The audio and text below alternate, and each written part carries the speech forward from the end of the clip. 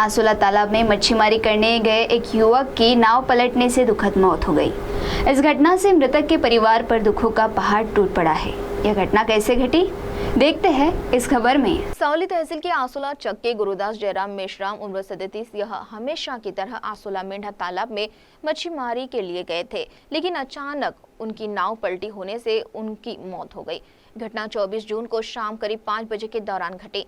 इस खबर की जानकारी पुलिस विभाग को देने पर पुलिस मौके पर पहुंची, लेकिन शाम का समय होने पर शोध मुहिम चलाने में दुविधा निर्माण हो रही थी, इसलिए मुहिम रोकी गई और आज सुबह 7 बजे पुलिस स्टेशन पाथरी के थानेदार नितेश डोरलीकर के मार्गदर्शन में और गाँव वासियों की मदद से मृतदेह की तलाश कर 200 मीटर भीतर तालाब में स्थित मृतदेह तलाश कर पानी के बाहर निकाला गया और पंचनामा किया गया। इस समय थानेदार नितेश डोरलीकर, पुलिस उप निरीक्षक चाटे, चंद्रशेखर सीडाम, एनुनाथ मडावी, बड़ीराम बारेकर, सुरेश शेंडे, योगेश खोबरागड़े, दत्ताराव शिंदे आदि पुलिस कर्मचारी उपस्थित थे। मृतक के परिवार पर दुखों का पहाड़ टूट पड़ा है। मृतक के पश्चात परिवार में माँ, पत्नी और एक बेटा और बेटी है। इस घटना से परिसर में शोक की लहर है।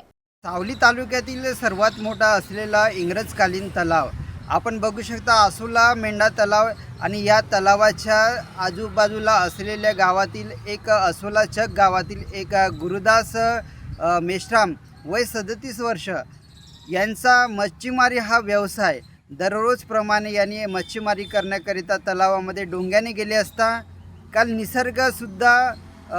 निसर्गामध्ये बदल झालेला असल्यामुळे त्याला कदाचित अंदाज आला नसावा। हवासुद्धा होती, त्याच्यामुळे त्याचा डोंगा पलटी झाल्याने त्याचा त्या ठिकाणी मृत्यू झाला। सदर घटना गावकऱ्यांना माहीत होतं। पाथरी पोलीस स्टेशनला कळविण्यात आलेले।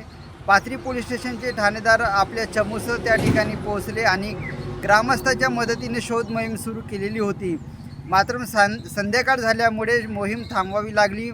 तीच मोहीम परत आज सकाळी सुरू करून शोधाशोध झाल्यानंतर तो प्रेत जवळपास डीपमध्ये होता। त्या शोध मोहीम झाल्यानंतर प्रेताला घेऊन त्याचा पंचनामा करण्यात आला आणि शव विसर्जनासाठी मूल इथे पाठविण्यात आलेला आहे। मच्छीमारी हा डिवर समाजाचा मुख्य व्यवसाय असल्याने कुटुंबातील मुख्य व्यक्ती गेल्याने कुटुंबावर फार मोठे संकट निर्माण झालेले आहे।